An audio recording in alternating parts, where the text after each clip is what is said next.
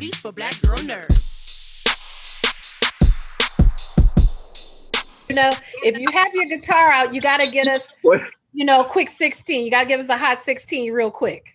Oh no, you caught me.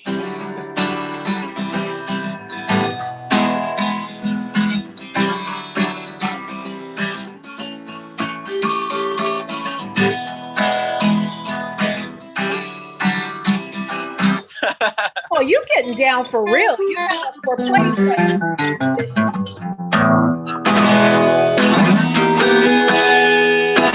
Yeah, we have fun. We have fun. That's that's perfect. That's a perfect segue for this movie, for Nocturne, about creativity and musicians and the genius and the things that happen when the genius takes over and that ain't that the have truth. adverse effects. So thank you so much for joining me. I'm very excited to talk to you. I enjoyed the movie. Wow. Very, very deep, very, very, very moving. I didn't expect to have such a visceral reaction to it because it was so intense and so entertaining at the same time. Yes.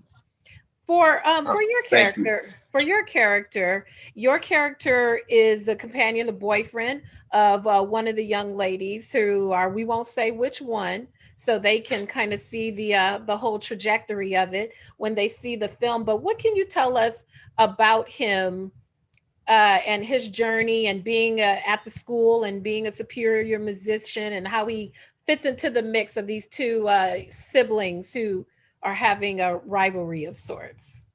Sure. Yeah. Well, first of all, thank you for watching. And I'm thrilled that you're so excited about it. That means the world to me. That's amazing. Good. Well, I think, you called Max superior. And I think that, he's undoubtedly musically gifted.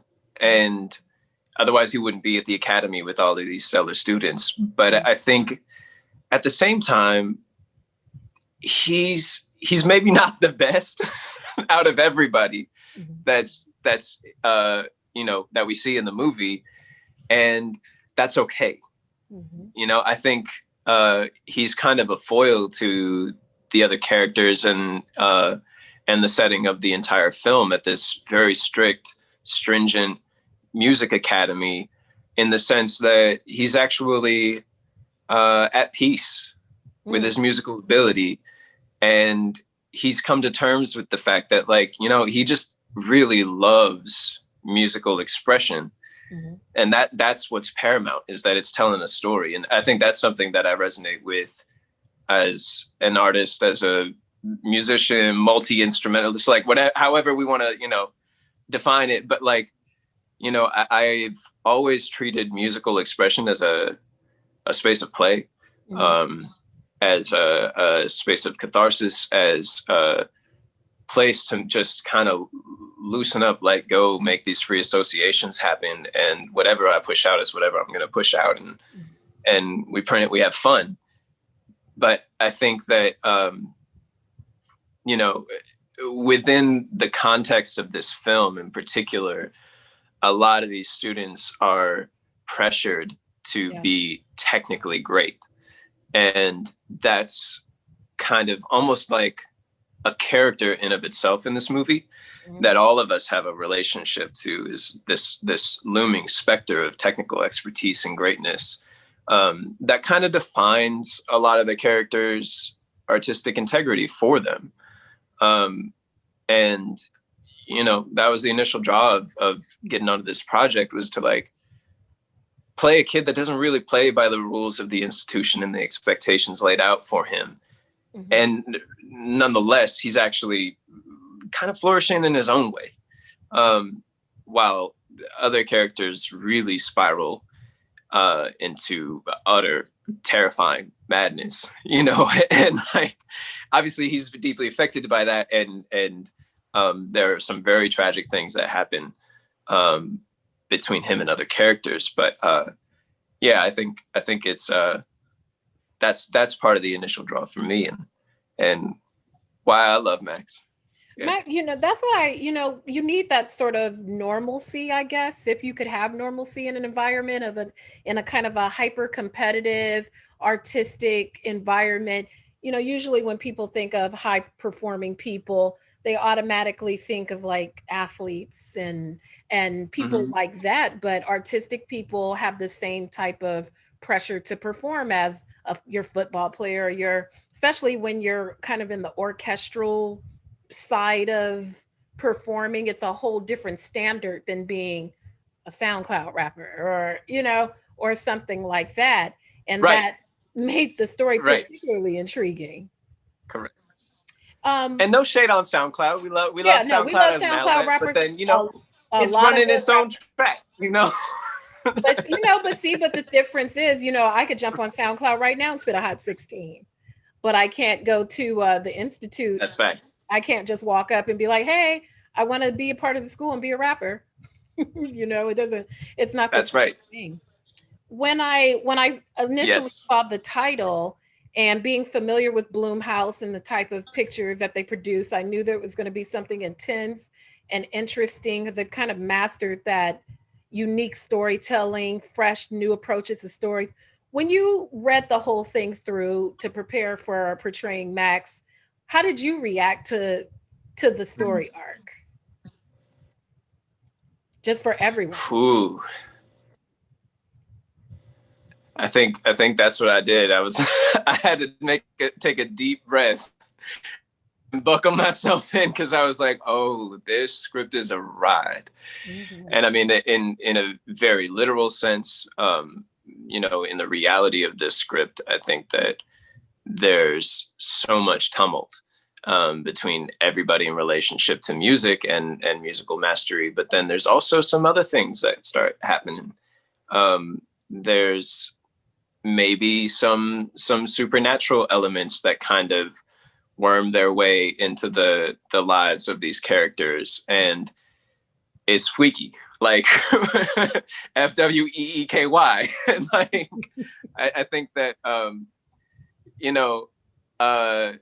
there's the first scary movie that I saw was The Exorcist, and I was way too young when I watched it, and I wouldn't say it was a traumatic experience, but that was a journey in of itself. And I think that there's certain elements of that are in this.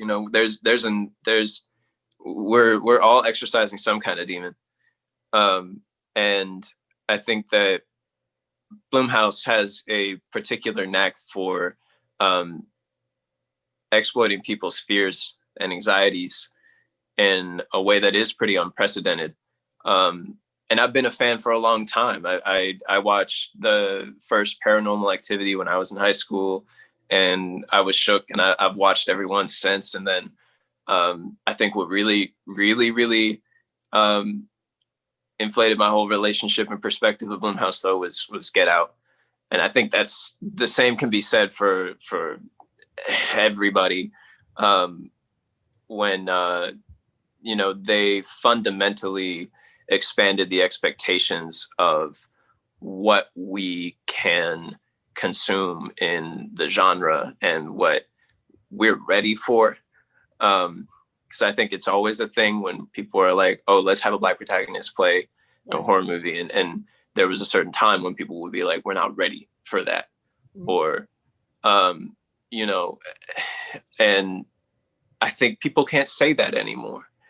And I think that likewise in this notion of the culture of horror as a genre constantly reinventing itself in this period, where we're seeing different depictions of all kinds of people within the genre. I think that's what we're doing with these 4 movies that are coming out, because they're showcasing emergent filmmakers with incredibly talented casts. Like, I'm humbled by everybody that's up in here. And, I think that, 2 of these directors are women, and that's occupying already a space that's historically been dominated by this hegemony of white male energy. Right. So I think it's right on point, though, for Blumhouse, because they're supposed to be pushing the envelope, and that's, they got a reputation for it. So it's like, this is where it needs to be pushed. Yeah. Let's go, you know? Yeah, So, yeah. The four films that are comprising the Welcome to Blumhouse, they're fantastic. They're so drastically different, not just in the stories, but in the diversity of the cast and the faces and the colors and the layers of the storytelling. You know, Nocturne being no exception. I don't know if you're old. I'm definitely not old enough to remember this. There used to be a show that what's came that? on in the day called Tales from the Dark Side.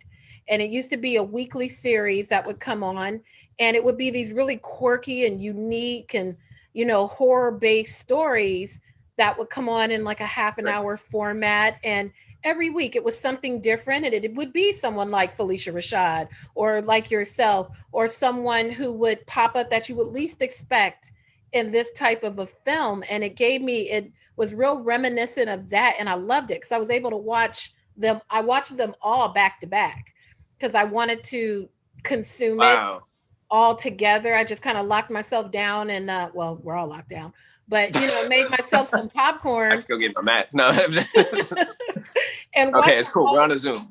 and it was fascinating. I mean, they were so different, but yet in that difference, they made like a beautiful, like a mosaic, like a puzzle, putting them all together with those differences. And it was just so unique to anything I'd seen before. All four films could stand, like, I was thinking, like, how do I want to rank them? And I'm like, I don't have to rank them. They're gorgeous as they are. They can all lay side by side.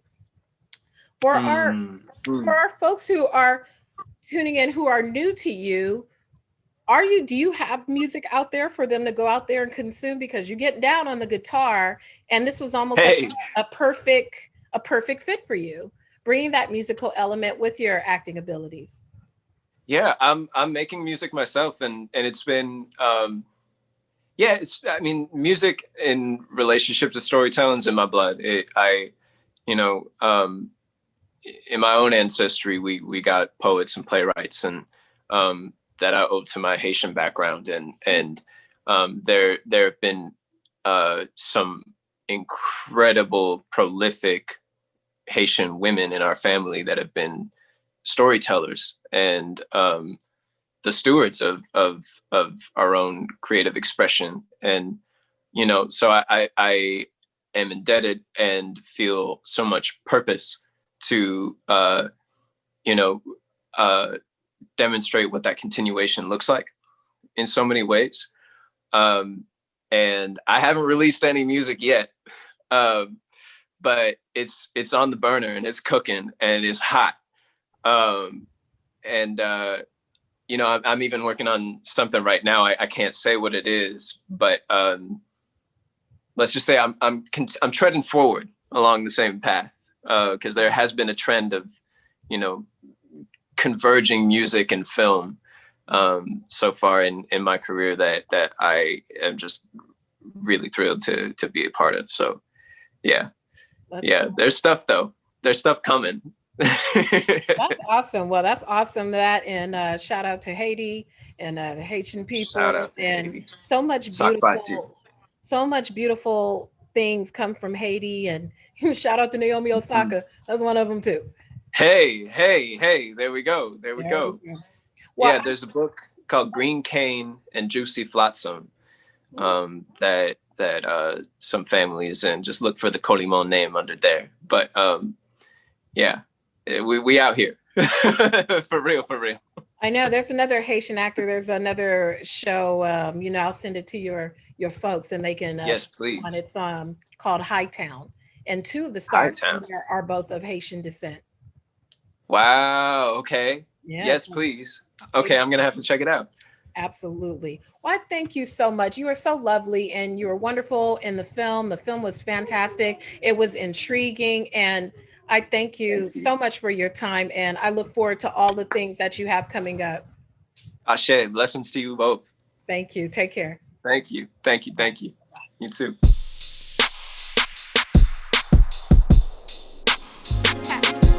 Better shake your booties for black girl nerves. Better shake your booties for black girl nerves.